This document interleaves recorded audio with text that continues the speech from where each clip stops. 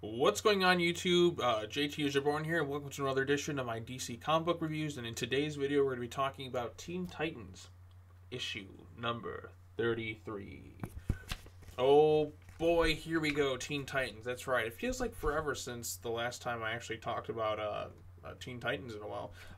But yeah, here we are. We're going to go ahead and cover the issue like we normally do, discuss some things, discuss some theories. This is the book I guess I'm most invested in, definitely the one I cover the most on this channel. And yeah, let's go ahead and get started. Let's not wait anymore. So let's go ahead and begin like we normally do. Let's read the issue description. In the wake of the Terminus Agenda and Crush's first encounter with Lobo, the Teen Titans begin again at Mercy Hall with a new mission and new lease on life. But just when they catch their first break in ages in their hunt for the other, Robin confirms that the person who led his prisoners escape was one of his teammates. As Robin's hunt for the mole begins, Lobo accepts a gift from Lex Luthor and an unholy alliance is born. That's right. So this, once again, as you see in the title right here, Year of the Villain. A lot of the DC books are tying into this thing. I guess it's got something to do with Lex Luthor, and it's going to tie into the Justice League books. I haven't been reading all that stuff, but I guess I'm going to have to pay attention to more of it now because Year of the Villain. That's right, Year of the Villain. There's so many freaking Year of the Villain tie-ins. It's not like DC Metal where I was really invested in it. This time I'm just kind of focusing on some of the other books like Teen Titans. I've been reading Batman, Detective Comics. I have the Justice League stuff I was reading as well, but I'm not as into it as some of the other books. I think I'm just kind of at a loss of like what's going on for a lot of it. I'm kind of confused by so much of it. It's like more of like, you have to be a little bit more versed in the DC world than I am, and I'd consider myself a big DC Comics fan, but even then I have trouble following some of the stuff that happens in there because there's just so much stuff. But anyways, back to the focus on Teen Titans book. So yes, the issue begins, and we see that Lex Luthor has made his offer to Lobo to like the what is it? The words I'm looking for. Yeah, You're the Villain stuff. He's been doing that for a while. Oops, skipped ahead. It's going to tie into that. He's going to find a way to help control Crush. And then that was right after the Teen Titans had launched into space. Then we go to 1 month later. We see the focus on some of these other people, and they're seemingly under surveillance for whatever reason. We come to find out later an interesting concept. The two people, the Fab Five, what was it, Mammoth and Shimmer, have shown up. Damian and them have to stop them. They save a bunch of people. We see the Teen Titans here. But if you notice, the person noticeably absent from this is Emiko Queen because she's off doing her own thing. And Roundhouse is right here. Kid Flash is running on the walls there. Lobo is right there. Robin, the son of Batman. Jin, 4,000-year-old teen. You're not a teenager if you're 4,000 years old, if you ask me. I don't know why they keep saying that, but I guess it's kind of like that Twilight where it's like, oh, you're just trapped eternally in this form. Unless she can make herself change, which she can. She can make herself change. We've seen that in the other stuff, so I don't know why she's still in this teen form if she ever ages or anything. So I guess that's that. So anyways, Robin and them have to stop them. They do their job, teamwork, doing the thing. Damian's like, okay, I don't need these people as my friends or anything. I'm just like, after the Deathstroke incident, the team really doesn't like me. But it's like, it's just kind of just like, okay, we're going to work together. We're going to stop the criminals. We're going to save the day. That's all that our focus is on. I don't care if you're friends with me. I'm just here to get the mission done. And then, like I said, noticeably absent was Emiko Queen. So what happens? Damian goes to visit her. And I like this stuff. I like seeing the teammates, actually converse with each other outside of their superhero costumes. Who would have guessed? I mean, I understand, like, you wanted to be in their costumes interacting, like, there's, as their superhero versions, like, interacting more. But my goodness, like, it's nice to find, it's so refreshing to see that, Damian Wayne interact with Emiko Queen, not Robin interact with Red Arrow. You know what I mean? Because the Teen Titans should be friends. They should be working together. They should know each other. They're teammates. It is just so refreshing to see Damian interact outside of his superhero getup because we haven't really seen that since Damian has interacted with John. That's pretty much it. I mean, he's interacted with Maya Ducard and all that, but we haven't seen it in... I haven't seen, like, anyone that isn't, like, that group of people, like, an actual teenager Damian's interacted in a while. It's been, God, has it been since, like, last year, maybe the beginning of the year when he was with the previous Teen Titans team, which, by the way, I'm still going to bring this up consistently.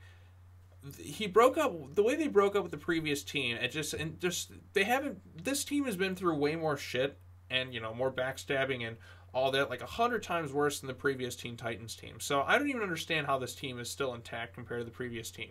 But yeah, if they're just going to work together, we're like, okay, we're just going to work together, we're just going to get the mission done, blah, blah, blah, blah, blah. You don't interact with me, I'm not going to interact with you. But the only one he interacts with, the only one he kind of trusts on his team is Emiko Queen. So he goes to confront her because he knows there's a traitor in there. And I do think it's kind of funny how Damian is still like this little short guy. But if you notice something inconsistent here, like, okay, look at the height difference. He is like less than her shoulder here. But then look at the height right here. He is above her shoulder. Like, this is very inconsistent in terms of his height. And also, I understand there's a lot of like short jokes and people think it's funny that he's kind of short and all that. But if you're going to have, he still looks like a little kid on this team. I'm like, if you're going to have Damian be on the Teen Titans, and like everyone else seems to be aging but him. He is like the one character it feels like that never ages. Like, I think originally in the comics she was the same age as him, if not younger, and now she's aged up like a year older than him. He still hasn't hit his growth spurt. When is he going to hit his growth spurt already? I'm kind of tired of... I want to see him, if he's going to be on the Teen Titans, I want to see him get aged up a bit. I want to see him start to look older. I want to see him start to hit his growth spurt. But it just doesn't seem to ever be happening, and I don't know when it's going to happen. I don't know if it's ever going to happen at this point. So, yeah. I'm just waiting for that to kind of happen. The team breaks down who they think the traitors are going to be. Emiko still calls Jin his girlfriend, which kind of feels like a callback to when she first met him, and Kid Flash called her his girlfriend. It seems like it's just like a continuous cycle. But yeah, these two, they're not going to get along anymore, and I think it had something to do with her magical influence on him. And I think there's maybe... Oh, I just had a great theory. What if her brother Elias is the other, and he's controlling her to control him, kind of, with this whole prison thing? I don't know, that could be kind of interesting. But then again, why would Elias have all these monitors and not just use his magic? And if he finds her, I don't know. Just a thought. But yeah, so she thinks it might be her. He thinks it's potentially Kid Flash, but, you know, it doesn't seem too likely. Roundhouse are like, oh, we don't see him. So there's a chance as he could be the traitor. And then Crush seems like a kind of an obvious one. But I've seen her in other stuff outside of the Teen Titans books, and it doesn't seem quite as likely for her to intentionally betray someone. I always had the theory that maybe somebody like infiltrated Damian's mind and he didn't realize what he was doing, like being that, so he doesn't realize he's a potential traitor within his own team because somebody has like control of his mind and he doesn't realize it. That's kind of a small theory I have. But in terms of traitors, Roundhouse being a traitor honestly would be the best thing to happen to this character. He's easily my least favorite of the Teen Titans. I just want to do something with him, make him a villain, do something, because I'm kind of tired of this guy. I want something interesting to happen with him. So I'm all for him being the traitor. I think that'd be kind of cool. Then we come to the conclusion he wants her back on the team. Like, he literally came out here out of his way, just like, I could really use your help for this back at Mercy Hall. And she says she's done with the Teen Titans. She broke her vow.